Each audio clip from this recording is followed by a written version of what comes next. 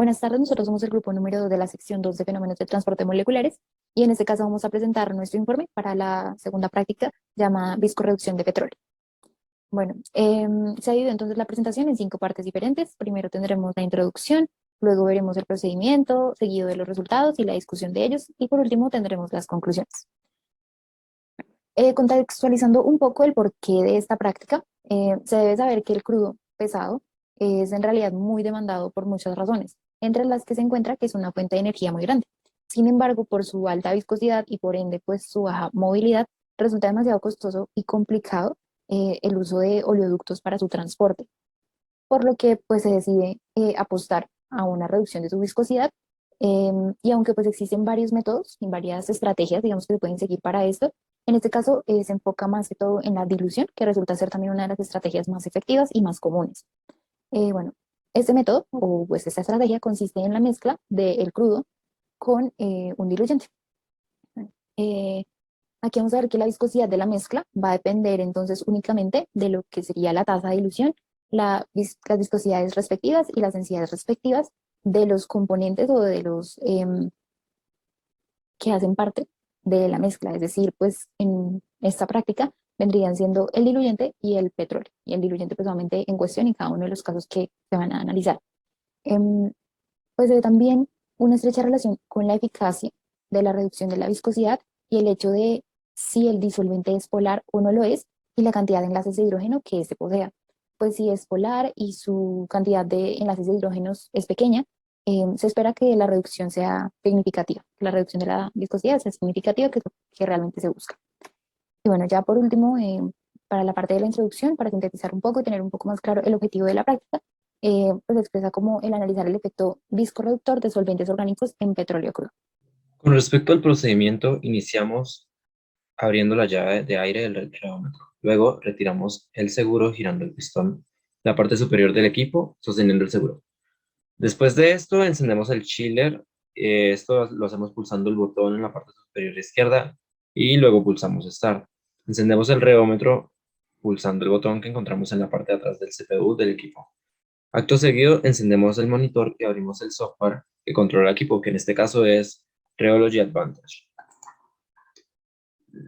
Proseguimos a calibrar el equipo sin platos. Para esto hay que ir al menú Options, luego Instruments, Calibrate, Inertia y le damos en siguiente y finalizamos, y es un procedimiento que puede durar alrededor de un minuto. Colocamos luego el plato alineando las marcas presentes en el plato y el pistón, girando el pistón en la parte superior. Acto seguido realizamos la segunda calibración con el plato. Para esto vamos al menú Geometry Open, buscamos la referencia del plato y le damos Open. Después de esto aparece un recuadro de diálogo que dice invalidar corriente y le damos clic en Yes.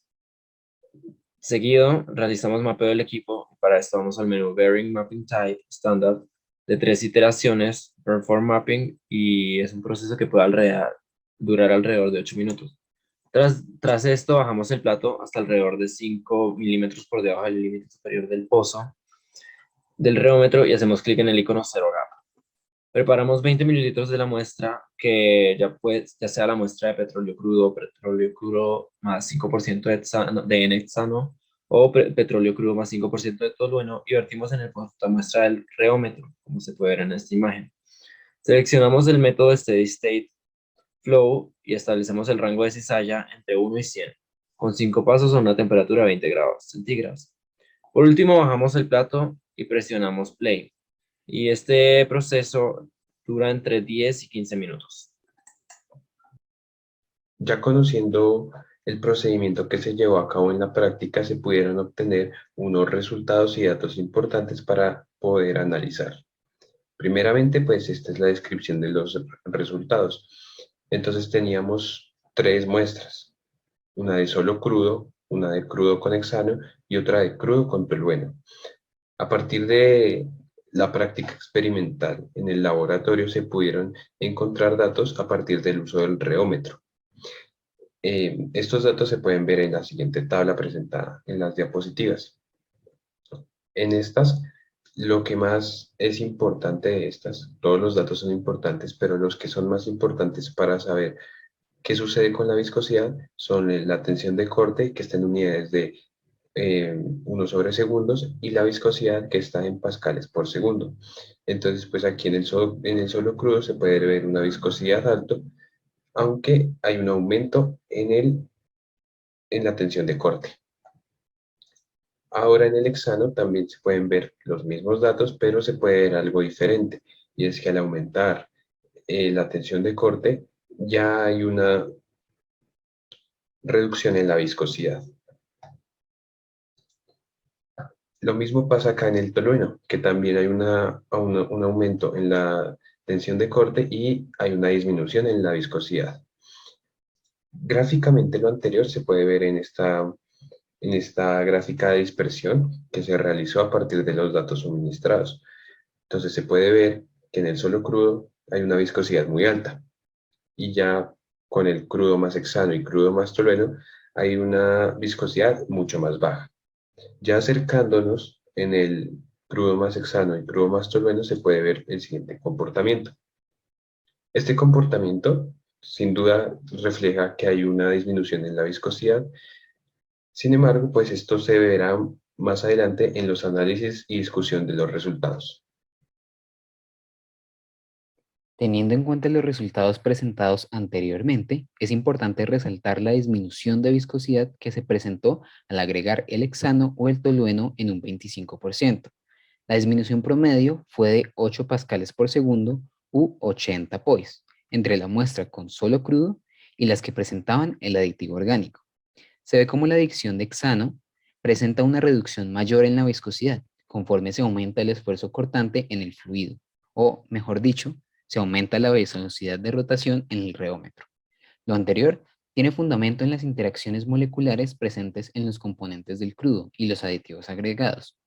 Primero, es necesario entender en la escala molecular y las interacciones intermoleculares el concepto de fuerzas cohesivas como aquellas que se presentan entre moléculas del mismo compuesto químico, permitiendo el desarrollo de lo que se conoce como viscosidad, y las fuerzas adhesivas como aquellas que se dan entre las moléculas de compuestos químicos distintos y que se dan debido a una interacción electrostática por las cargas positivas y negativas en las moléculas.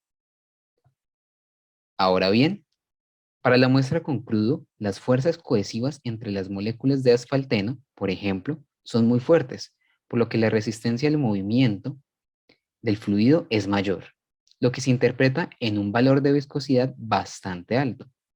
Para las muestras con el aditivo orgánico, las fuerzas cohesivas aún presentes en la mezcla disminuyen en magnitud debido a que la adición de tolueno o hexano permiten darles relevancia a las fuerzas adhesivas y, por ende, reducir la viscosidad del crudo. Ahora mezcla.